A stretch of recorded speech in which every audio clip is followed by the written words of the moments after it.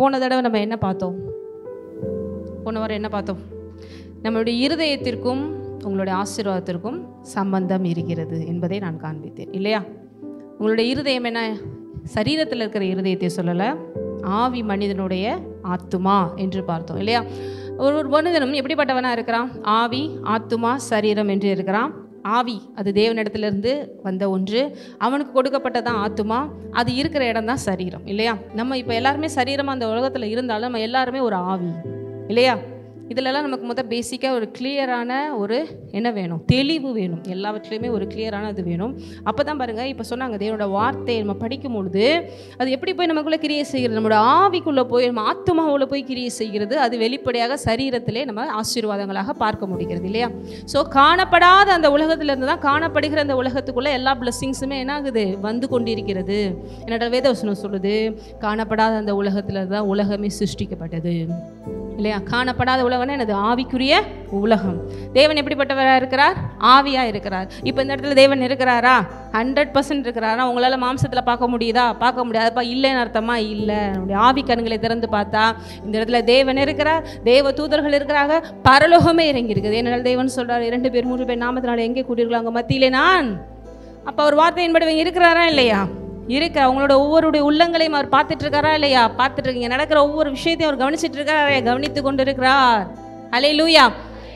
பேர்பட்ட தேவன் இருக்கிற இடத்துல தான் பாருங்க நம்ம இருக்கிறோம். நம்ம விட்டு அவர் விலகுவதும் இல்லை, நம்மை கைவிடுவதும். நம்ம என்ன பார்த்தோம் போன தடவை? அப்போ நம்ம இருதயத்தில் மாற்றம் வரணும். இருதயம் எதால் நிரப்பப்படும் பொழுது நம்ம வாழ்க்கையில் மாற்றம் வரும்? தேவனுடைய வார்த்தையால் இருதயம் நிரப்பப்படும். ஏனென்றால் தேவன் சொல்ற ஒரு இருதயத்தின் நினைவுகள் எப்படியோ அப்படி அவன் இருக்கிறான். வெளிப்புறமாக பார்க்குறதுக்கு நம்ம எப்படினாலும் நம்ம காமிச்சிக்கலாம், நம்ம பெரிய ஆள் மாதிரியும் பரிசுத்தமாக இருக்கிற மாதிரியும். ஆனால் தேவன் எங்கே பார்க்குறாரு? இருதயத்தை பார்க்குறாரு. இருதயத்தை பார்க்குறாரு. அந்த இருதயம் எப்படி ஃபில்லாக இருக்கோ அப்படி தான் அவன் இருக்கிறான். அப்போ எங்கே நம்ம கேர்ஃபுல்லாக இருக்கணும்? வேதவசனம் சொல்லுது, எல்லா காவலோடும் சொல்லியிருக்கா. பேங்க்கில் லாக்கரை காவலோடு வச்சுக்கோ, இல்லை சொத்து பத்திரத்தெல்லாம் காவலோடு வச்சுக்கோ, நகையெல்லாம் பத்திரமா வச்சுக்கோ அப்படின்லாம் வேதத்தில் சொல்லலை. எதை எல்லா காவலோடும் காத்துக்கொள்ளணும்னு சொல்லியிருக்கு? இருதயம். அந்த இருதயம் அவ்வளோ முக்கியம். சரீரத்தில் இருக்கிற இந்த இருதயத்தை எவ்வளோ பேர் நல்லா காத்துக்கிறீங்க? அதுவும் ரொம்ப முக்கியம் தான் இல்லையா? அந்த ஹார்ட் அட்டாக் வருது அப்படி இப்படின்னு சொல்லிட்டு டாக்டர்ஸ் நிறைய நமக்கு அட்வைஸ் பண்ணுறாங்க. பட் எல்லாத்துக்கும் மேலே உள்ளே இருக்கிற அந்த ஆவி மனிதனுடைய அந்த இருதயம் எல்லா ஆசீர்வாதங்களும் கொண்டு வரும். ஏனென்றால் அந்த இருதயத்திலிருந்து தான் என்ன புறப்படுகிறது? ஜீவ தண்ணீருள்ள நதிகள் புறப்படுகிறது இல்லையா? ஒரு கிறிஸ்தவ வாழ்க்கைங்கிறது ஏதோ ஒரு சாதாரண ஒன்று கிடையவே கிடையாது. என்னைக்கு நம்ம இந்த விஷயங்களெல்லாம் அறிந்து கொண்டு அதை கரெக்டாக ஃபாலோ பண்ணி வார்த்தையின்படி நம்ம செய்கிறோமோ அப்போ தான் அங்கே ஆசீர்வாதங்கள் வரும். இது ஏதோ போய் சர்ச்சில் போய் கொஞ்ச நேரம் உட்காந்துட்டு வந்துட்டு ஏதாவது நடந்துடும்? நடக்கவே நடக்காது. கேட்கணும், வார்த்தையை கேட்கணும், கேட்டபடி என்ன செய்யணும்? செய்யணும். செய்யும் பொழுது அங்கே ஆசீர்வாதங்கள் வரும். இது ஏதோ ஒரு மேஜிக்கான விஷயம்லாம் கிடையாது. இந்த வார்த்தையில தான் நமக்கு என்ன இருக்குது? வாழ்வு இருக்குது. இந்த வார்த்தை தான் நமக்கு எதை கொண்டு வருது? விசுவாசத்தை கொண்டு வருது. விசுவாசத்தினால தான் என்ன பிடிப்பான்? நீதிமான் பிழைப்பு எங்கே தான் இருக்குது நமக்கு? விசுவாசம். விசுவாசம் எப்படி வரும்? விசுவாசம் கேள்வியினால் வரும், கேள்வி தேவனுடைய வசனத்தை கேட்பதினால் வரும். கேட்பதினால என்னைக்கோ ஒரு நாள் கேட்கறதுனால இல்லை, continuously hearing the word of God இல்லையா? ஹியரிங் அப்படின்னா என்னது? கண்டினியூவாக தேவனோட வார்த்தை கேட்க கேட்க கேட்க. இப்போ வாரத்தில் ஒரு நாள் சர்ச்சில் உட்காந்து ஒரு நேரம் கேட்டுட்டு போனால் எல்லாருமே சொல்கிறாங்க இல்லையா? நம்ம இதில் எல்லாருமே பேசும்போது ஒரு 2 நாள் நல்லா இருக்குது, அப்புறம் 3ஆவது நாள் மறுபடியும் டவுன் ஆயிடுது. மறுபடியும் இந்த உலகத்தை பார்த்து பயம் வந்துடுது, கவலை வந்துடுது, அதறியம் வந்துடுது, குழப்பம் வந்துடுது, நடக்குமா நடக்காதான்னு சந்தேகம் வந்துடுது. வருதானா வரதான் செய்யுது. அதுக்கு தான் நடுவுலையே பாருங்கள் மிட்-வீக் சர்வீஸ்னு வெனஸ்டே ஒரு சர்வீஸ் வைக்கிறோம். ஒரே சார்ஜ் குறைஞ்சிருச்சா என்ன பண்ணுங்கவங்க ஏற்றிக்கோங்க. அடுத்து மறுபடியும் உங்களுக்கு யூடியூப்ஸில் போனோமா 2 சேனல் போட்டு மார்னிங் டிவோஷன்ஸ் ஒரு பக்கம் கொடுத்துட்ருக்கோம். அந்த லைவ் இப்போ சர்வீஸில் போயிட்டுருக்கு இல்லையா? ஸோ இந்த மாதிரி எல்லா விஷயங்களின் வழியாக உங்களை ஒவ்வொரு தடவையும் இந்த வார்த்தையை கொண்டு என்ன பண்ணிகிட்டு இருக்கோம்? பலப்படுத்தி கொண்டே இருக்கிறோம். அல்லேலூயா. இங்கே நிறைய பேர் சொல்கிறாங்க, அந்த சர்ச்சுக்கு போகிறீங்களா, உங்களுக்கு பிரியாணி தராங்களா, இல்லை அது தந்த உங்களை மதம் மாற்றுறாங்களா? எதையுமே மதம் மாத்திர கிடையாது. இது வாழ்க்கையை மாற்றுற விஷயம். இங்கே தேவனோட வார்த்தை தான் கொடுக்கப்படுகிறது. இது பிரியாணியை விட மற்ற எல்லாத்தையும் விட மேலானது. ஏனென்றால் அது சாப்பிட்டா கூட அடுத்த நேரம் பசிச்சிடும். தேவன் சொல்கிறார், இது என்னுடைய போஜனமாக இருக்கிறது. இந்த போஜனம் எனது நித்தியத்திற்கும் உனக்கு வாழ்வு கொடுக்கக்கூடிய ஒன்றாக இருக்கிறது. ஹல்லேலூயா. அப்போ ஒரு சீரியஸ் மைண்டோட தேவனுடைய ஆலயத்துக்கு போகும்போதே பாருங்கள், நம்ம வாழ்க்கை மாறுகிற நேரம், நம்ம வாழ்க்கையை தேவனுடைய வார்த்தை தலைகளாக புரட்டி போடுகிற நேரம் என்று ஒரு மைண்டோடு நம்ம போய் வேத வசனத்தோடு அப்படி உட்காரும் போது தான் பாருங்கள் நம்ம வாழ்க்கையில் மாற்றங்கள் வருகிறது. நான் உங்களுக்கு அடித்து சொல்ல முடியும். இப்போ நிறைய சாட்சிகள் சொன்னாங்க பார்த்தீங்களா, இதெல்லாம் உலகத்தில் வேறு எங்கேயுமே நடக்காது. தேவனோட வார்த்தை மாத்திரமே செய்யக்கூடிய ஒன்று. அந்த வார்த்தை அவங்க வாழ்க்கையில் வந்து இப்போ வரைக்கும் எது செய்ய முடியாமல் இருக்குன்னா அந்த வார்த்தை மேலே பிரச்சனை இல்லை, நம்ம அதை கேட்டு செயல்படுகிறோமாங்கிறது தான் பிரச்சனை. நான் வந்து இத்தனை வருஷம் சர்ச்சுக்கு போயிட்டுருக்கேன், நான் இவ்வளோ நாள் எனக்கு வார்த்தைகளை கேட்டுட்ருக்கேன், நான் இந்த கதை தெரியும் அந்த கதை தெரியும், பைபிள் எத்தனை வருஷத்தில் 3 தடவை படிச்சிருக்கேன், தலைகீழ படிச்சிருக்கேன் அப்படிலாம் நிறைய பேர் சொல்லுவாங்க. ஆனால் வாழ்க்கையில் ஒரு மாற்றம் இருக்காது. ஏன்? அது உணர்வுள்ள இருதயத்தோடு கேட்கறது கிடையாது, கேட்டபடி என்ன பண்ணுறது இல்லை, செயல்படுறது இல்லை. ஏனென்றால் தேவன் சொல்கிறாரு, நல்ல நிலத்தில் விழுகிற விதை தான் 30, 60, 100மாக பலன் கொடுக்கும். அப்போ உண்மையிலே நீங்கள் நல்ல நிலமாக இருதயத்தை உங்களுக்கு திறந்து கொடுத்து தேவனோட வார்த்தை அப்படியே எடுத்துக்கொண்டு நீங்கள் விட்டு கொடுக்கும் பொழுது அது உங்களுக்கு 30 கொடுக்கும், 60 கொடுக்கும், 100 கொடுக்குங்கிறதுல எந்த வித சந்தோஷமும் டவுட்ஸுமே கிடையாது. போன தடவை பார்த்தோம், இந்த மாதிரி இருதயத்தில் போய் உள்ளே விழுகிற அளவுக்கு நமக்கு விதை உள்ளே போகணுன்னா எந்த அளவுக்கு நம்ம கான்சன்ட்ரேஷன் பண்ணணும். அப்போ நம்ம இப்போ பேசுகிற ஒவ்வொரு வார்த்தைகளுமே பாருங்கள் உங்களுக்கு ஒரு தாட்ஸஸாக போகுது. ஏன் சின்ன வயசுலேருந்து நம்ம கேட்ட ஒவ்வொரு விஷயங்களுமே நமக்குள்ளே போய் இந்த தேவனோட வார்த்தையை விசுவாசிக்க விடாமல் தடுக்குதுன்னா அதுதான் உண்மை நம்ம நம்பிட்டுருக்கோம். எது உண்மை நம்புகிறோம்? இப்போ ஒருத்தவங்கள்ட்ட போய் இப்போ பைபிளே கொடுக்குறாங்க அப்படின்னா உடனே யாருமே போட்டு எவ்வளோ நல்ல விஷயத்தை எனக்கு கொண்டு வந்திருக்கீங்க, இப்படிலாம் ஆண்டவர் செஞ்சுருக்காரா அப்படின்னு சொல்லி யாரும் அக்செப்ட் பண்ணிக்கிறது கிடையாது. இப்போ நம்ம ஊழியத்துக்கு வாங்க, வந்து உட்காந்துங்க, ஆண்டவரோட வார்த்தை கேளுங்க, உங்களுக்கு எல்லா ஃபெசிலிட்டி பண்ணி வச்சு உட்கார வைக்கிறோம், வந்து கேளுங்க, உங்கள் வாழ்க்கை மாறுன்னு சொன்னால் யாரும் நம்புறது கிடையாது. யாரும் நம்மளை அப்ரிஷியேட் பண்ணுற கிடையாது. இல்லை ஊழியக்காரங்க எங்களை போனால் விரட்ட தான் செய்வாங்க, மதம் மாத்திரம் தான் சொல்ல செய்கிறாங்க, அடிக்கவும் செய்வாங்க, என்னவும் பண்ண செய்வாங்க. ஏன்? நல்ல விஷயங்கள் தானங்க சொல்ல வரும். திஸ் இஸ் குட் நியூஸ் அப்படின்னு தான் வேதம் சொல்லுது இல்லையா? அப்போ ஏன் அவங்களுக்கு புரிஞ்சுக்கிற மாட்டேங்கிறாங்க? ஏனென்றால் அவங்களுடைய நினைவுகள் எல்லாம் எப்படி இருக்குது, இந்த உலக பிரகாரமாக இருக்கிறது. அவங்களோட பிரெயினில் ஃபுல்லாக 10 வருஷத்துக்கு முன்னாடி அந்த 10 பிலோ ஒரு 5 இயர்ஸ்க்கு இல்லை, அவங்க எதெல்லாம் கேட்டாங்களோ எதெல்லாம் அவங்க உணர்ந்தாங்களோ அதுதான் உண்மைன்னு அவங்க நினச்சிட்டு இருக்காங்க. அப்போ நம்ம ஒரு விஷயத்தை அப்படி சொல்லும் போது அந்த பிரெயின் என்ன பண்ண மாட்டேங்குது, அக்செப்ட் பண்ண மாட்டேங்குது. இல்லை இது பொய் அப்படின்னு சொல்லுது.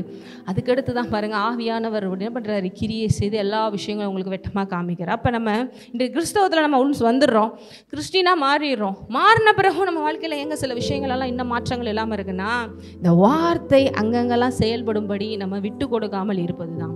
நிறைய பாருங்கள் இருதயத்தில் எல்லா போர்ஷன்ஸுமே பார்த்திங்கன்னா உங்கள் குடும்பம்னு இருக்கும், ஒரு பக்கம் கையின் பிரயாசம் இருக்கும், ஒரு பக்கம் பொருளாதாரம்னு இருக்கும், ஒரு பக்கம் ஆவி ஆத்துமா சரீரம், நிறைய டிபார்ட்மெண்ட்ஸ் இருக்குது மனிதனுடைய வாழ்க்கையில் இல்லையா? அங்கங்கே சில இடங்களில் மட்டும் ஆண்டவரோட வார்த்தையை அலோவ் பண்ணுவாங்க, சில இடங்களில் நான் என்னுடைய சுயத்திலே செயல்பட்டுக்கிறேன் அப்படின்னு சொல்லி அவங்களுக்கு என்ன தெரியுமோ என்ன பண்ண முடியுமோ 4 பேரோட இதெல்லாம் கேட்டு அப்படியே செஞ்சுட்டு இருப்பாங்க.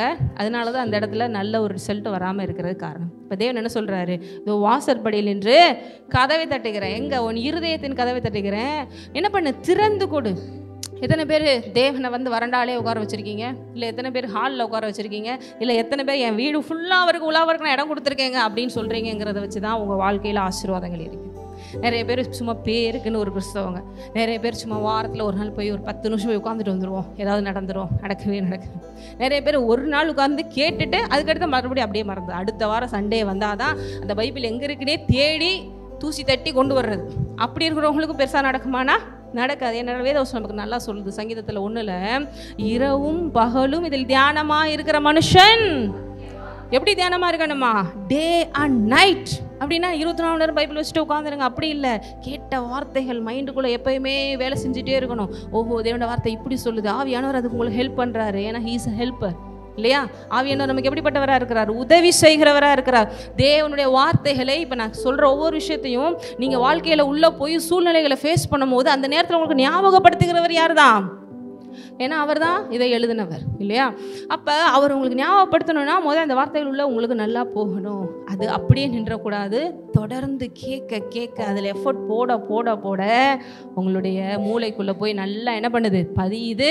அது இன்னும் ஆழமாக போய் உங்கள் இருதயத்திலேயே பதிகிற அளவுக்கு தேவன் செய்கிறார். அப்போ அதுக்கு கன்ஃபெஷன் பண்ணுறது, தேவனோட வார்த்தைகளை இன்னும் அதிகமாக கேட்குறது, கேட்டபடி செயல்படுத்துவது, இதெல்லாம் ரொம்ப முக்கியம் அப்படின்னு பார்த்தோம். அப்போ போன தடவை பார்த்தோம் பிரெயின்ஸில் நம்ம கேட்குற ஒவ்வொரு விஷயங்களும் எப்படி ஃபார்ம் ஆகுது, ஒவ்வொரு இன்ஃபர்மேஷன்ஸுமே ஒரு நியூரான்ஸ் என்ன பண்ணுது, கிரியேட் பண்ணுது. அந்த நியூரான்ஸாக ஃபார்ம் ஆகுது. அந்த நியூரான்ஸ் என்ன ஆகுது, நமக்கு ஒவ்வொரு விஷயங்களையுமே மெமரிஸாக போட்டு வைக்குது. தொடர்ந்து அந்த நியூரான்ஸை நல்லா உங்களுக்கு ஸ்ட்ரென்தன் பண்ணணும்னா அதில் அதிகமாக நீங்கள் என்ன பண்ணணும், எஃபர்ட் போட அந்த நினைவுகள் அப்படியே போய் உங்களுக்கு சப்கான்சியஸில் போய் ரெக்கார்ட் ஆகிற அளவிற்கு அது என்ன ஆகிருது, ஒரு நீங்காத ஒன்றாய் போகிறது. அப்படி எத்தனை பேர் வேத வசனங்களை வச்சுருக்கிறீங்க? எந்த சூழ்நிலையிலையும் எந்த நேரத்துலையும் அவரோட வார்த்தை தான் அப்படின்னு சொல்லி எத்தனை பேர் அப்படி உங்களுக்கு சப்கான்சியஸில் ரெக்கார்ட் ஆகிற மாதிரி வச்சுருக்கீங்க? அப்படி செய்ய முடியுமா? செய்ய முடியும். இரவும் பகலும் தியானமாக இருக்கிற மனுஷன் தாவீது அப்படி இருந்தாரா? இருந்தார். பாருங்க, நமக்கு நல்ல சூழ்நிலைகள் இருக்கும்போது கர்த்தர் நல்லவர், எல்லாரும் கரத்தை துயர்த்து அல்லேலூயா சொல்லுங்கன்னா சொல்லுவோம். சூழ்நிலை கொஞ்சம் ஒரு மாதிரி மோசமாயிருது, ஒரு உடம்புக்கு முடியாத சூழ்நிலை ஒரு எக்ஸாம்பிள் வச்சுக்கோங்களேன். அப்போ நேரம் என்ன பண்ணுவோம்? கர்த்தர் நல்லவர்னு நினைக்கிறேங்க, ஆனாலும் கொஞ்சம் கஷ்டமாக தான் இருக்குது, ஏன்னா நல்லவராக இருந்தால் எனக்கே இந்த காய்ச்சல் வரணும் அப்படின்னு சொல்லிட்டு தேவையில்லாமல் என்ன வந்துடுது, ஒரு குழப்பம், ஒரு எதிரி ஒரு வரான், நம்மளை எதிர்த்து வரான் அப்படின்னோடனே என்ன ஆயிடுது, கர்த்தர் ஏன் அலோவ் பண்ணாரு, அப்போ நல்லவரா அப்படின்னு ஒரு டவுட். ஆனால் தாவீது பாருங்க, அவருடைய மரண பள்ளத்தாக்கில் நடந்தாலும் நான் எதுக்கு பயப்பட மாட்டேன்னு சொல்கிறாரு. ஏங்க, ஏன்னா அந்த சங்கீதம் 23 எழுதின சினாரியோ உங்கள் எல்லாருக்குமே தெரியும். நான் ஏற்கனவே சொல்லியிருக்கேன் இல்லையா, கத்தியை வந்து கழுத்தில் வைக்கிற ஒரு நிலைமை.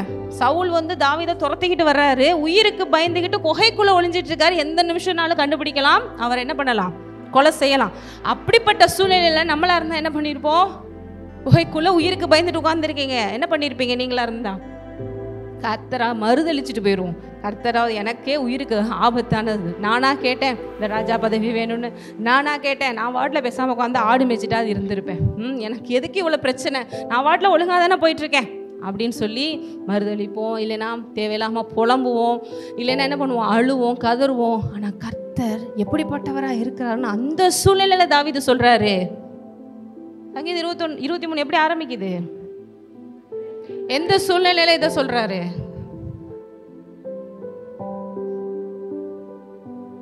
எந்த நிமிஷம்னாலும் குகைக்குள்ள ஒளிஞ்சிருக்கிற தாவீதை யார் பிடிக்கலாம்?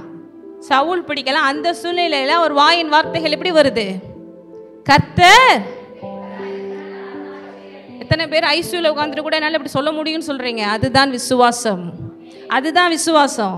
சில சூழ்நிலைகளே நம்ம கண்டுபிடிச்சலாம். உண்மையில நான்லாம் பயங்கரமாக அப்படியே வேத வசனத்தை கரைச்சி குடிச்சு வச்சிருக்கேன் நம்ம நினைப்போம். அந்த சூழ்நிலை வரும்போது தான் நம்ம எந்த அளவுக்கு ஸ்ட்ராங்காக இருக்கோம் நமக்கே தெரியும். ஹல்லேலூயா. அப்போ எப்படிங்க தாவீதுக்கு இந்த அளவுக்கு ஒரு கான்ஃபிடென்ஸ்னா, அந்த அளவிற்கு தேவனுடைய வார்த்தையில் அவர் என்ன பண்ணுறாரு, டைம் ஸ்பெண்ட் பண்ணுறாரு. அவர் தான் எழுதுறாரு, இரவும் பகலும் அவர் வேதத்தில் தியானமாக இருக்கிற மனுஷன் அவர் தான் எழுதுறாரு. இதோ எப்பொழுது விடியற் காலம் முடியுமோ, நான் எப்போ போய் ஆலயத்துக்கு போகணும், எப்போ போய் அவருடைய முகத்தை பார்ப்பணும், எப்போ போய் ஒரு பிரசன்னத்தில் இருப்பணும், அவர் தான் எழுதுறாரு. பாருங்க, நான் அந்தி சந்தி மத்தியான வேலை எல்லா நேரத்திலும் அவரே தொழுகிறேன். அவர் தான் எழுதுறாரு, கர்த்தாவே வாழ்நாளெல்லாம் உங்களுடைய ஆலயத்தில் வாசமாக இருப்பதே நான் விரும்புகிறேன் அப்படின்னு சொல்லி. அப்போ ஃபுல் அண்ட் ஃபுல் அவர் யாரோட அட்டாச்சாக இருக்காரு? தேவனோட, அவர் வார்த்தையோட. அப்போ தாவீதுக்கு இருந்த பைபிள் இவ்வளோ பெரிய பைபிள் கிடையாது. இப்போ தாவீது என்னதான் இருந்துச்சு?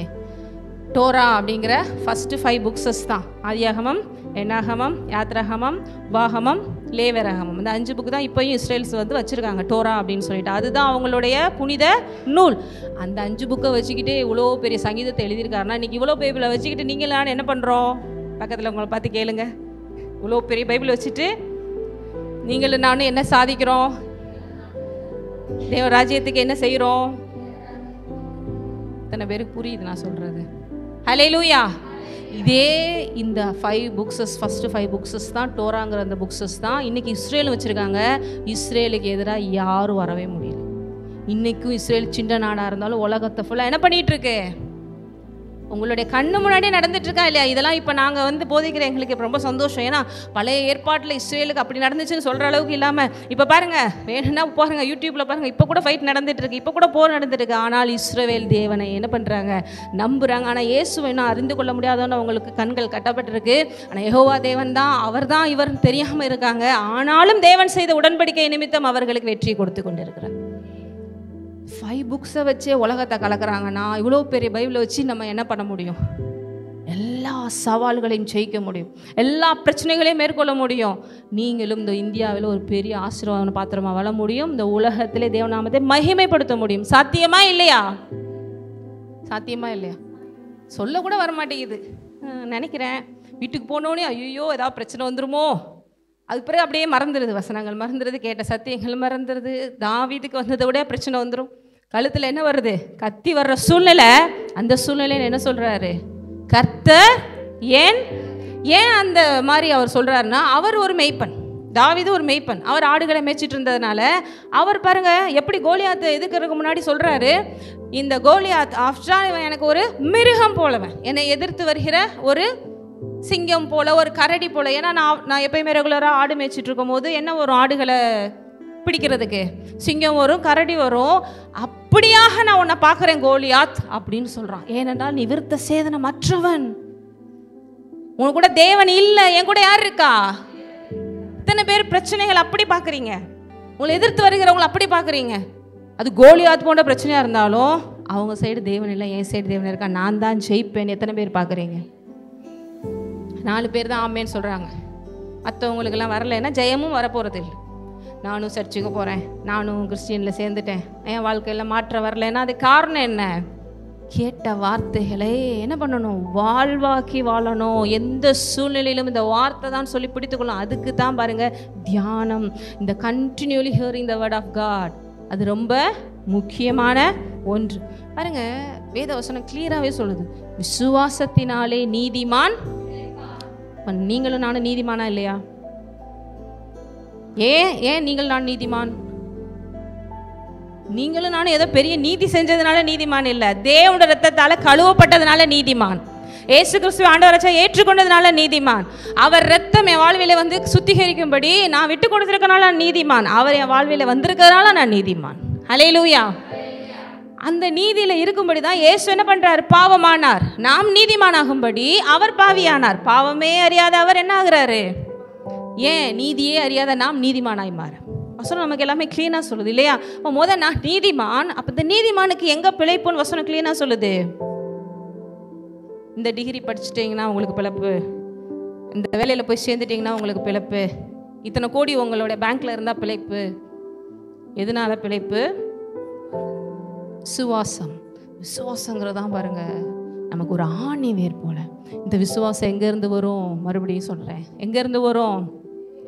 நிறைய பேர் நானும் விசுவாசிக்கிறேங்க, எனக்கு எங்கே நடக்க மாட்டேங்குது அப்படின்னா, இந்த மாதிரி சூழ்நிலைகளில் கண்டுபிடிச்சிடலாம் நீங்கள் விசுவாசிக்கிறீங்களா இல்லை உங்கள் விசுவாசம் சும்மா இருக்கா அப்படின்னு சொல்லி. எந்த சூழ்நிலைகளில்? இந்த மாதிரி நல்ல ஒரு சூழ்நிலைகள் இருக்கும் பொழுது நான் விசுவாசிக்கிறேன், கரங்களை தட்டுறது ஈஸி. ஆனால் தாவீது மாதிரி இந்த மாதிரி ஒஸ்டான ஒரு சூழ்நிலைகள் வரும் பொழுதும் நான் மரண இருளின் பள்ளத்தாக்களே நடந்தாலும், ஏனென்றால் யார் என் கூட இருக்கிறா? அவரே என் கூட இருக்கிறாரு, அவருடைய கோலும் அவருடைய தடியும். இத்தனை பேர் தேவன் உங்களோட இருக்கிறாரு விசுவாசிக்கிறீங்க? நீங்க விசுவாசிக்கிட்டாலும் உங்க கூட தான் இருக்கிறாரு. பாருங்க, எவ்வளோ பெரிய உலகத்தை படைத்த தேவன் நம்ம ஒவ்வொருவருக்குள்ள இருக்கிறார். இவரை விட உங்களுக்கு என்ன பெரிய ஒரு ஹெல்ப் வேணும்? இவரை விட உங்களுக்கு என்ன பெரிய பலன் வேணும்? நான் தாவீதுக்கு இந்த அறிவு பழைய ஏற்பாட்டில் இருந்துச்சுங்க. இன்னைக்கு நம்மலாம் யாரு? புதிய ஏற்பாட்டு ஜனங்கள். பழைய ஏற்பாட்டில் இயேசு வரல, ரத்தம் சிந்தப்படலை, அன்றைக்கு வந்து பரிசுத்த ஆவியானவர் கிடையாது. ஆனால் இன்றைக்கு நமக்கு இது எல்லாம் சாத்தியமா? இயேசு வந்துட்டாரா? ரத்தம் சிந்திட்டாரா? ஆவியானவர் நமக்குள்ள இருக்கிறாரா? இப்போ நம்ம எந்த உடன்படிக்கையில் இருக்கிறோம்? புதிய உடன்படிக்கையில் இருக்கிறோம். உண்மையில் நானும் அடிக்கடி நினைச்சுப்பேன், இது மட்டும் புதிய உடன்படிக்கையில் இருந்திருந்தாருன்னா வேற லெவலில் இன்னும் பெர்ஃபார்ம் பண்ணியிருப்பார். சங்கீதம் 150 முடிஞ்சிருக்காது. எத்தனை சங்கீதம் எழுதியிருப்பார் நமக்கே தெரியாது. ஏன்னா அந்த காலத்தில் அவங்களுக்கு ஆவியானவர் கிடையாது, இயேசுவின் ரத்தம் கிடையாது. சாதாரண இளங்கால வெள்ளாட்டு கடாவின் ரத்தத்தை வச்சு தான் போக முடியும். அங்கே போய் ஆசாரியர்கள் பலி கொடுத்தாதான் அவங்களுக்கு ஆசீர்வாதம். அதுவும் டெம்பரவரி பிளெஸிங்ஸ் தான். எல்லாமே நமக்கு தெரியும் இல்லையா? ஆனால் இன்னைக்கு தைரியமாக வந்து சர்ச்சில் உட்காடுறீங்க, யாரும் வந்து பலிகளோட வர்றது கிடையாது, நானும் உங்களுக்காக பலி கொடுத்துட்டு இருக்கிறது கிடையாது. ஏன்? இயேசு கிறிஸ்து எல்லாம் செய்து முடித்து விட்டார். அவருடைய ரத்தம் நம்மளை என்ன பண்ணி விட்டது? எல்லாவற்றிலும் நமக்கு சுத்திகரித்து விட்டது. ஆகவே நம்ம இப்போ புதிய ஏற்பாட்டினுடைய பிள்ளைகளாக இருக்கிறோம். தேவனுடைய சன்னிதானத்துக்கு முன்பாக அப்பா பிதாவே என்று கூப்பிட, நெருங்கி கிட்டி சேர, எல்லாவற்றையும் உரிமையோடு கேட்டு இயேசு நாமத்தில் பெற்றுக்கொள்ளக்கூடிய சிலாக்கியத்தையும் பாக்கியத்தையும் நமக்கு தேவன் கொடுத்துருக்கிறாரா? அப்படி இருந்து எங்க முன்னேறாமல் இருக்கீங்க? அப்படி இருந்து ஏன் முன்னேறாமல் இருக்கும்? அப்படி இருந்து ஏன் சபைகள் பெரிய அளவுக்கு உலகத்தில் பெரிய மாற்றங்களை கொண்டு வர மாதிரி இருக்கு? அன்றைக்கி ஆதிகால சபைகள்லாம் பார்த்தீங்கன்னா அப்போஸ்தலர்களில் பார்க்குறோம், பெரிய பெரிய அதிசயங்கள் அற்புதங்கள் தாராளமாக நடக்குது, சாதாரணமாக நடக்குது. ஆனால் இன்றைக்கி அப்படி இருக்கா இந்தியா? இன்றைக்கி அப்படி இருக்கா சபைகள்? ஏன்? எல்லாத்துலேயும் ஒரு ஏனோ தானோங்கிற ஒரு மைண்ட் செட், எல்லாத்துலேயும் ஒரு சீரியஸ்னஸ் இல்லை, கேட்குற வார்த்தைகளை கேட்டபடி செயல்படுறதில்லை, தேவனோட காரியங்களை சீரியஸாக எடுத்துக்கொள்றதில்லை, உலகத்தை தான் பார்த்து ஓடிக்கிட்டே இருக்கிறது. முதலாவது என்னுடைய ராஜ்யத்தை நீதியும் தேடுங்கள், அப்பொழுது இவைகள் எல்லாம் எத்தனை பேர் முதலாவது தேடுறோம்? இன்றைக்கி சண்டே சர்ச்சுக்கு வராதவங்கள்ட்ட கேட்டு பாருங்கள் ஏன் வரலைன்னா, அது இந்த ரீசனுங்க, அதனால தாங்க வரல. அப்போ முதலாவது யாரை வச்சுட்டாங்க? எதை வச்சுட்டாங்க? ஏதோ ஒன்று வச்சுட்டாங்க. இருக்கா இல்லையா? இப்போ நீங்கள்லாம் வந்திருக்கீங்கன்னா உங்களுக்கு வேலையே இல்லாமல் வந்திருக்கீங்களா? வேலையே இல்லைங்க, அப்படி சும்மா வந்தேங்க அப்படின்னா மற்ற வேலையில் ஒதுக்கி வச்சுட்டு வந்திருக்கீங்க. ஹல்லேலூயா. அப்படி வைக்கிறவன் தான் பாருங்கள் எல்லாவற்றையும் பெற்றுக்கொள்வான் என்று வேதவசனம் சொல்லுது. வாரத்தில் 7 நாளில் ஒரு நாள், அந்த ஒரு நாளில் 1 மணி நேரமே நம்மளால் கரெக்டாக ஸ்பெண்ட் பண்ண முடியலன்னா அப்புறம் எங்கள் வாழ்க்கை பெரிய மாற்றத்தில் வரப்போகுது. ஆனால் தாவீது எப்படி இருந்தார்?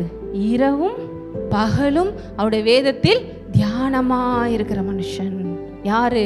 பாக்கியவான். இப்போ நம்ம பாக்கியமான வாழ்க்கையை வாழ்கிறதுக்கு எதில் தியானம் அதிகமாக பண்ண வேண்டியிருக்கு? தேவனுடைய யார் இதை சீரியஸாக எடுத்துக்க? பிலிப்பியர் 4ஆம் அதிகாரம் 7ஆம் வசனம் மட்டும் படிங்க.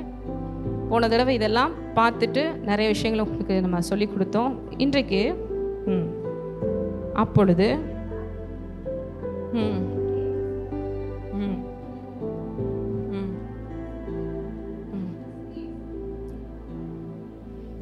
6 படிங்க, 6 சேர்த்து. நீங்கள் ஒன்றுக்கும் கவலைப்படாமல் எல்லாவற்றையும் குறித்து உங்கள் விண்ணப்பங்களை ஸ்தோத்திரத்தோடே கூடிய ஜெபத்தினாலும் வேண்டுதலினாலும் தேவனுக்கு தெரியப்படுத்துங்கள்.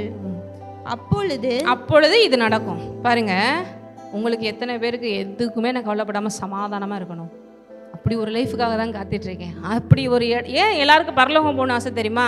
அப்போ அங்கே போனால் சமாதானமாக இருக்கும். இல்லைன்னா பரலோகத்துக்கு யாரும் போகணும்னு நினைக்க மாட்டாங்க. ஆமாம் தானே? எப்படியா பரலோகம் போயிடணும்ப்பா, இந்த உலகத்தில் இருக்கவே பிடிக்கல. ஏன்னா அந்த உலகத்தில் எப்போ பார்த்தாலும் என்ன இருக்குது? பிரச்சனைகள், போராட்டங்கள், ஒரே ப்ராப்ளம், நிம்மதியே இல்லை. இல்லை உலகத்திலே நான் பரலோகமாக பார்த்து வாழ்ந்துட்டுருக்கேங்கிற அளவுக்கு எத்தனை பேர் வந்துட்டீங்க?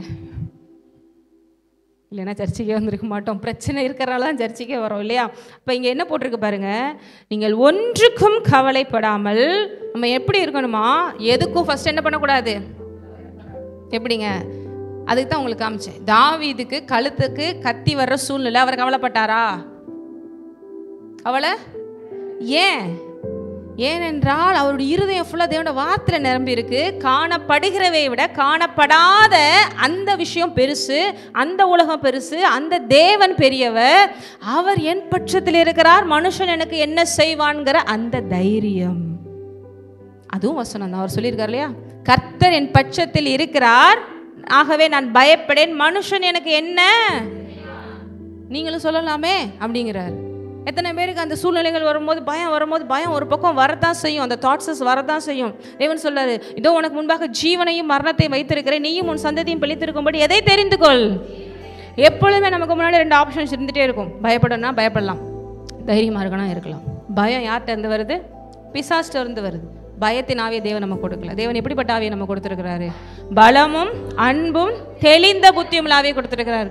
பயமாக இருக்கே அப்படின்னா அங்கே பயம் உள்ளே வந்துருச்சுனால ஏதோ பிசாசு உள்ள வந்து உங்களுக்குள்ள கிரியை செய்கிறான்னு அர்த்தம். அப்போ பயத்தை எதிர்த்து நிற்க நீங்கள் என்ன பண்ணணும்? பயத்துக்கும் விசுவாசத்துக்கும் டைரக்ட் ஆப்போசிட். விசுவாசிக்கிறவன் பதறான் என்று வேதம் சொல்லுது இல்லையா? விசுவாசிக்கிறவன் சிங்கத்தை போல தைரியமாக இருப்பான் என்று வேதம் சொல்லுது.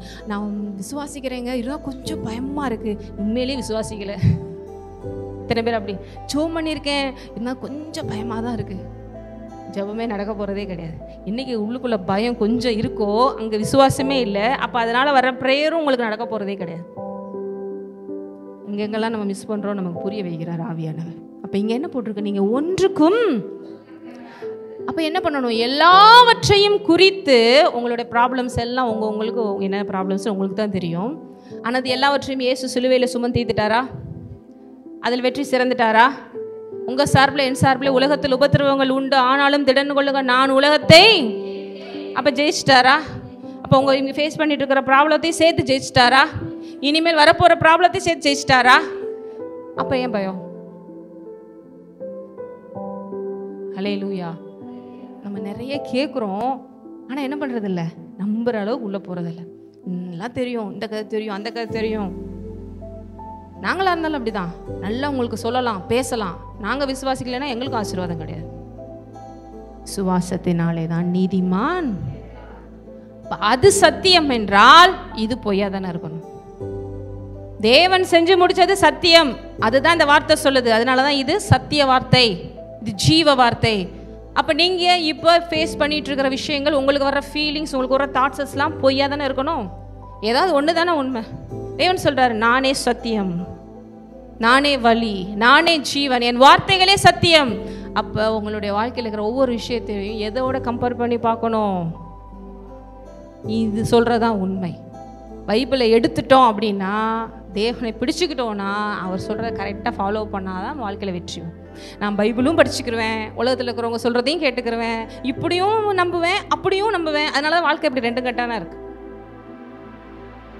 ஏன் கிறிஸ்தவர்கள் பழைய காலத்தில் ஆதி சிறு சபைகளில் இருக்கிறவங்கள போல் எழுந்து பெரிய அற்புதங்களை பண்ண முடியல, அதிசயங்களை பண்ண முடியல. இன்றைக்கி நம்ம சவால் விடுறாங்க. ஏன் உங்கள் ஆண்டவர் உங்களுக்கு இவ்வளோ தூரம் செஞ்சார், நீங்கள் யாராவது வந்து செஞ்சு காமிங்க.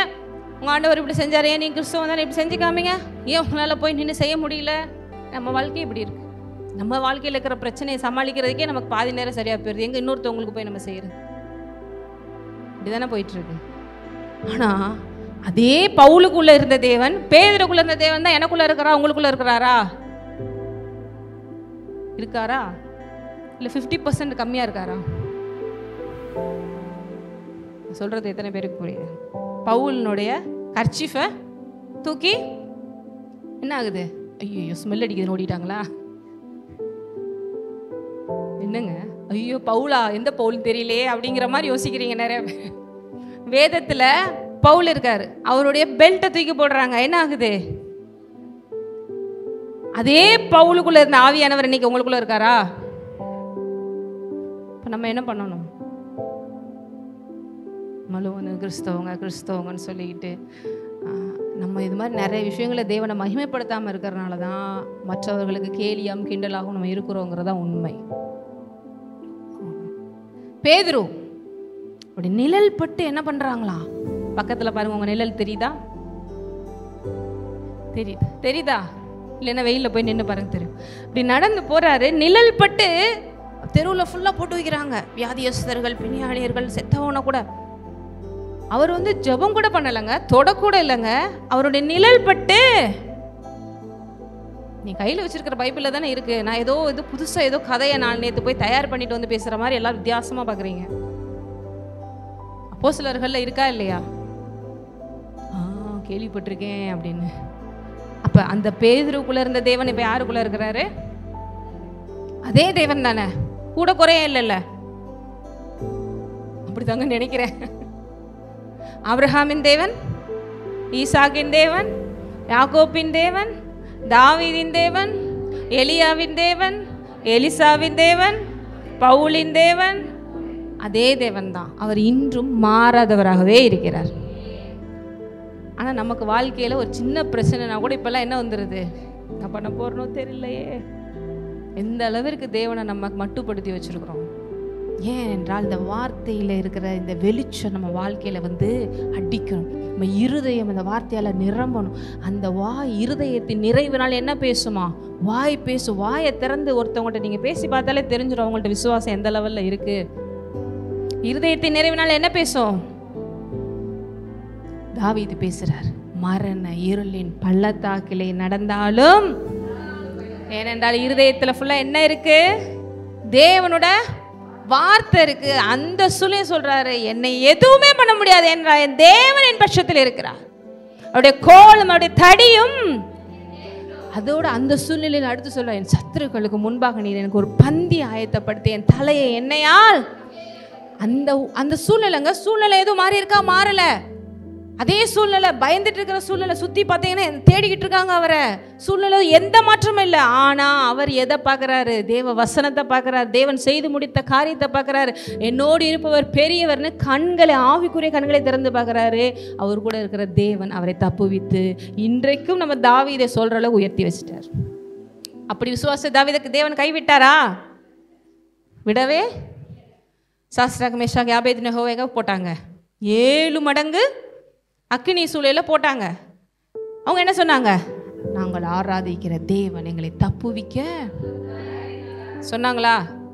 நமக்கெல்லாம் வந்து நெருப்பு எங்கேயோ இருந்து இங்கே இருந்தாலே போதும், நம்மளை கண்டிப்பாக போட்டுருவாங்க, பேசாமல் மறுதளிச்சுட்டு போயிடுவோம் அப்படின்னு சொல்லிட்டு இருப்போம். அங்கே எத்தனை மடங்கு? 1 மடங்கல்ல, 2 மடங்கல்ல, 7 times. வெளியில தான் நிற்கிறோம், ஆண்டவரே இப்போ நினச்சா கூட நீங்க காப்பாற்றிடலாம் ஆண்டவரே அப்படின்னு. அப்பயும் இல்லை, உள்ள தூக்கியும் போடுறாங்க. போட்டால் கடைசியில் அவங்க லாஸ்ட் அவங்க என்ன சொல்கிறாங்க, நாங்கள் ஆராதிக்கிற தேவன் எங்களை தப்புவிக்க வல்லவராக இருந்தாரா சாஸ்திராக மேஷக் ஆபேத்நேகோவுக்கு? அதே தேவன் நம் தேவனாக இருக்கிறாரா? உங்களையும் தப்புவிப்பார். ஹல்லேலூயா.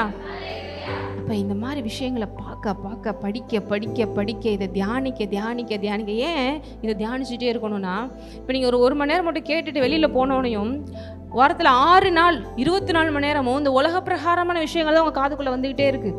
ஸோ தாட்ஸஸ் எப்பயுமே எப்படி வந்துட்டுருக்கு, அதிகமாக எங்கேருந்து உங்களை அதிகமாக வந்து ஃபோர்ஸ்ஃபுல்லாக வந்து டாமினேட் பண்ணிகிட்ருக்கு? இந்த வேர்ல்ட்லி தாட்ஸஸ், இந்த உலக பிரகாரமான மனுஷங்க, உலக பிரகாரமான ஆண்டவரை அறியாதவர்கள், விக்கிரகங்களை நம்புகிறவர்கள், ஆண்டவரை பற்றி அன்பு தெரியாதவங்க இல்லையா, அவங்க பயத்தை விதைக்கிறாங்க, கலக்கத்தை விதைக்கிறாங்க. நீங்களே இப்படி ஒரு நாள் போய் நான் கண்டிப்பாக நல்லா வந்துடுவேன் நினைக்கிறேன்னு போய் 4 பேர் சொல்லி பாருங்க, எனக்கு என்னமோ நீ நல்லா வருவேன்னு எனக்கு வந்து சந்தேகமாக தான் இருக்குது. நீ உன் லைஃப்பில் இவ்வளோ நடந்த பிறகு உருப்பிட முடியுங்கிறது ரொம்ப கஷ்டமாக தான் இருக்குது. இப்படி ஒரு 4 விசுவாசிகளை கூட வச்சு நீங்கள் பேசினோடனே நமக்குள்ளே என்ன ஆயிடுது, என்ன வந்துடும், அப்பா ஒருவேளை அவங்க நினைக்கிறதா கரெக்டாக இருக்குமோ, அவங்க சொல்கிறதா உண்மை போல், நம்ம நிலைமை அப்படி தானே இருக்குது, இங்கே வேறு இப்படி வார்த்தை சொல்லுதே. அதனால தான் பாருங்கள், எதை டாமினேட் பண்ண வைக்கணும் நம்ம இருதயத்தில், மைண்டில், தேவனோட வார்த்தை. அப்போ 24 மணி நேரமும் நீங்கள் அங்கே வர்ற ஃபோர்ஸை விட இங்கே வர்ற ஃபோர்ஸுக்கு அதிகமாக நீங்கள் இம்பார்ட்டன்ட் கொடுக்கும்போது இது அதை ஓவர் கம் பண்ணிவிடும். ஹல்லேலூயா. சொன்ன மாதிரி பைபிள் அடித்து கொடுக்குறதுலாம் இந்த காலத்தில் வந்து எதுக்கு வந்து பைபிளுங்கிறதோ எல்லாமே வந்து ஈஸியாக இருந்ததுன்னா எல்லாமே இலவசமாக கொடுக்குறாங்க பார்த்தீங்களா, அதனால வேல்யூ தெரிய மாட்டேங்குது. இதுவே வந்து உங்கள் காலேஜ்லேயோ ஸ்கூல்லேயே படிக்க வச்சா புக் ஃபீஸ்ன்னு சொல்லி இவ்வளோ வாங்கிடுறாங்க. ஸ்கூல்லனாலும் சரி, காலேஜ் எல்கேஜிக்கே புக் ஃபீஸ் இவ்வளோவா அப்படிங்கிற அளவுக்கு நமக்கு பயமாக இருக்குது. ஆனால் இவ்வளோ பெரிய வாழ்க்கையை மாற்றக்கூடிய புக்கத்தை வச்சுக்கோங்க நம்ம கொடுக்குறோம். ஏன்னா இதுக்கு நீங்கள் விலையே போட முடியாது. இது வந்து அவ்வளோ ப்ரெஷியஸான ஒன்று, இதுக்கு விலையே போட முடியாது. உங்கள் வீட்டில் நீங்கள் உங்களுக்கு வர்ற கரண்ட்டுக்கு இபி பில் கட்டலாம், சூரியனுக்கு இபி பில் கட்ட முடியுமா? நிறைய பேர் சொன்னாங்களாம், ஒரு சயின்டிஸ்ட்டும் ஒரு ஊழியக்காரங்களும் ட்ராவல் பண்ணும்போது பேசிகிட்டு இருந்தாங்களாம், ஏன்னாங்க அவங்க பைபிள்லாம் இவ்வளோ சீப் தானா, எப்போ பார்த்தாலும் எல்லாத்தையும் இலவசமாகவே கொடுக்குறீங்க, எங்களோட இது எவ்வளோ தெரியுமா அப்படி சொல்லி அவங்களோட விஷயங்கள் மதத்தை பற்றிலாம் கொஞ்சம் பேசிகிட்டு இருந்தாங்களாம், அவ்வளோ இது அப்படின்னு. அப்போ தான் இந்த எக்ஸாம்பிள் சொன்னாராம், உங்கள் வீட்டில் நீங்கள் உங்களோட இந்த இதுக்கெல்லாம் கரண்ட்டுக்கெல்லாம் சேர்த்து இபி பில் கட்டிடுவீங்களா? ஆமாம். சூரியனுக்கு நீங்கள் டெய்லி அனுபவிச்சுட்டு தான் இருக்கீங்க, கட்ட முடியுமா? அது மாதிரி தேவனை கொடுத்தா தான் இதெல்லாம் கிருபையால் நம்ம கொடுக்கறது தான்.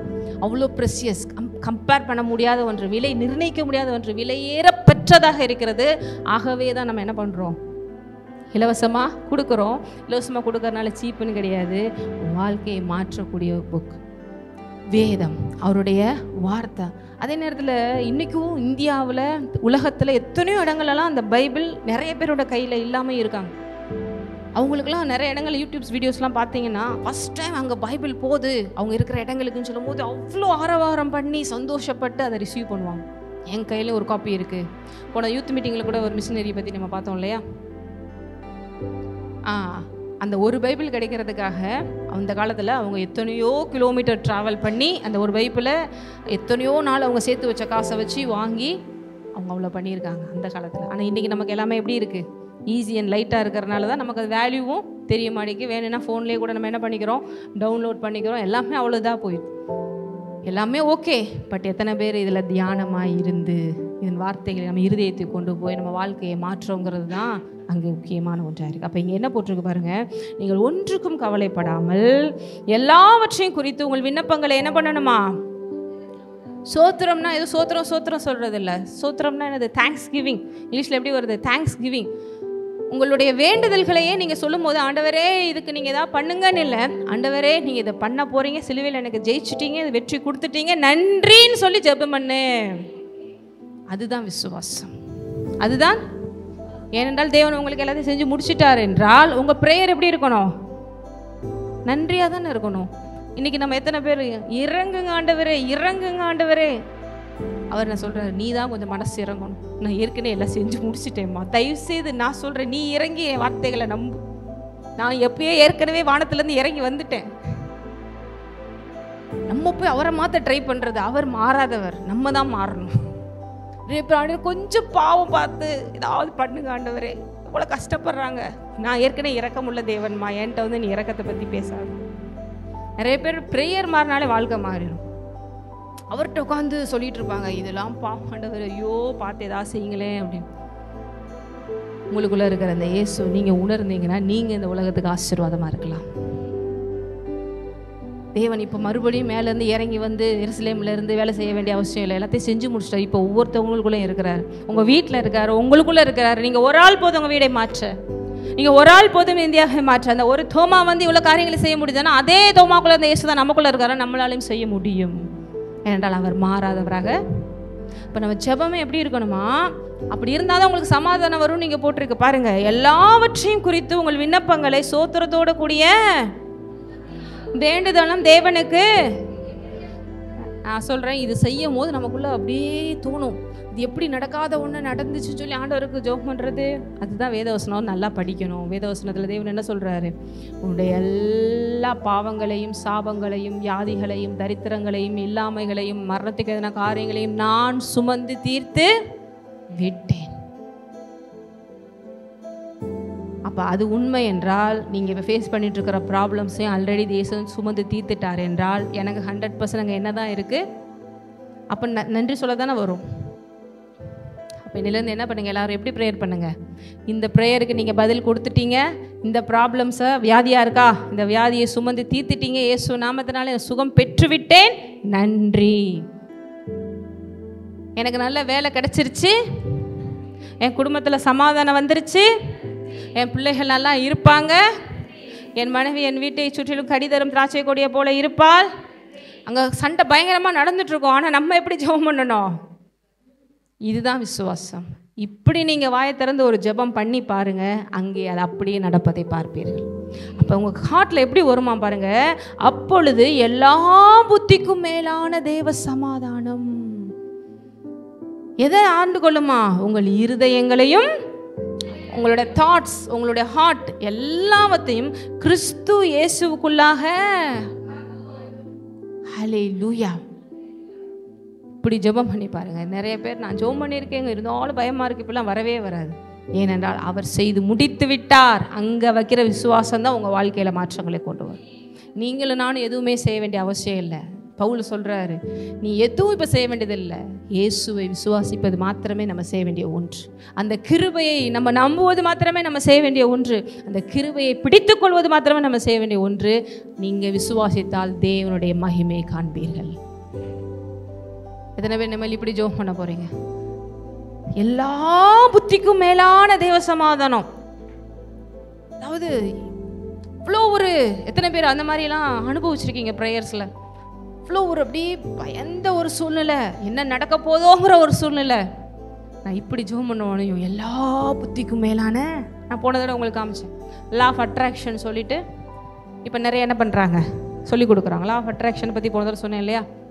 பாசிட்டிவாகவே யோசிங்க. அந்த உலகத்தில் அவங்க சொல்கிறாங்க, பாசிட்டிவாக யோசி, நான் நல்லா இருப்பேன் நினை, கனவு காணு, அதையே யோசி, அதிலேயே போ, ஜெனரஸாக இரு, நன்றியாயிரு, உன்னை சுற்றி இருக்கிறவங்களுக்கு உண்மையாயிரு.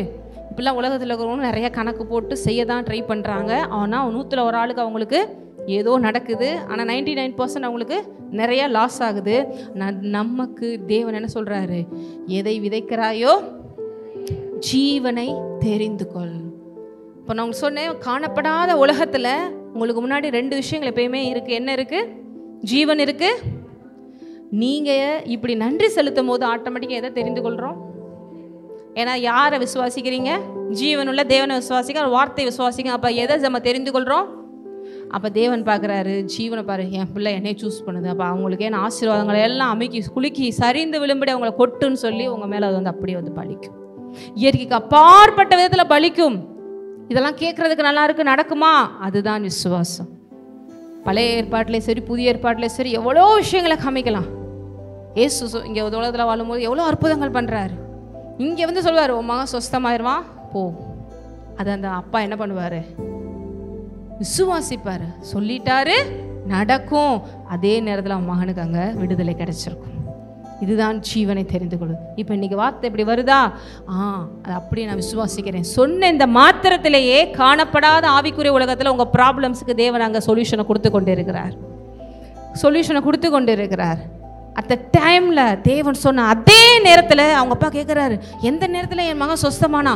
தேவன் எந்த நேரம் சொன்னாரோ உன் மகன் சொஸ்தமாவா நீ போன்னு, அந்த நேரத்தில் விசுவாசம், அந்த நேரம் அந்த ஊரில் இருக்கிற அந்த மகனுக்கு அங்கே விடுதலை கிடச்சிருக்கு. இதுதான் ஆவிக்குரிய வகையில் நடக்கிற மாற்றங்கள். இன்னைக்கு நீங்கள் சர்ச்சில் உட்காந்துட்டு இந்த வார்த்தைக்கு ஆமேன் விசுவாசம் சொல்லும் போது உங்கள் சுற்றி இருக்கிற சூழ்நிலைகளில் மாற்றங்கள் வரும்.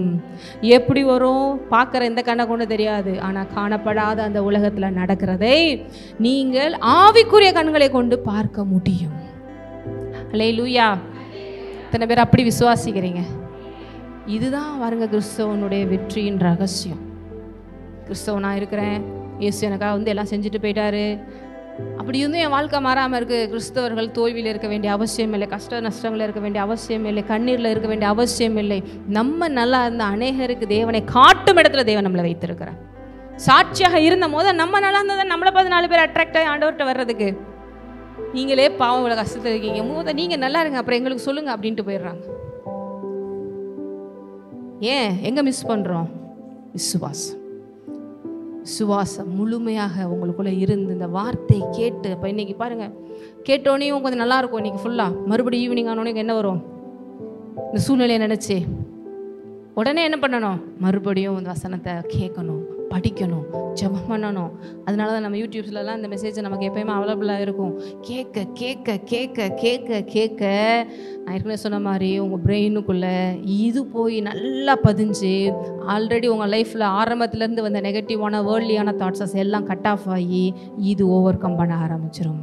ஜீவன் மரணத்தை விழுங்கும். ஹல்லேலூயா. இந்த தேவனுடைய வார்த்தை உங்கள் வாழ்க்கையை மாற்றும்.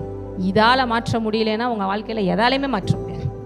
இருக்கிறதுலே பவர்ஃபுல் ஹை அத்தாரிட்டி, இவ்வளோ முக்கியமான தேவ வார்த்தை, இவ்வளோ விஷயத்தையும் கேட்டுமே உங்கள் வாழ்க்கை மாறலைன்னா இது மேலே தப்பு இல்லை, நம்ம இருதயத்தின் மேலே தான் தப்பு. இப்போ இன்றைக்கு ஒப்பு கொடுக்கணும், ஆவியானவரே ஏனோ தானோன்னு கேட்குற விஷயங்கள் வாழ்க்கையில் மாறட்டும். நல்ல நிலத்தில் விழுகிற விதையை போல் இந்த வார்த்தையை எடுத்து நான் 100 பலன் கொடுக்க விரும்புகிறேன். இத்தனை பேர் என் வாழ்க்கையில் பிரச்சனை மாறணும்னு நினைக்கிறீங்க? கேட்குறத பார்த்தா பாதி பேருக்கு அப்படிலாம் நினைப்பே இல்லை. பரலோகத்தில் இருக்கிற மாதிரி அப்படியே பார்த்துக்கலாம் அப்படிங்கிற மாதிரி உட்காந்துருங்க.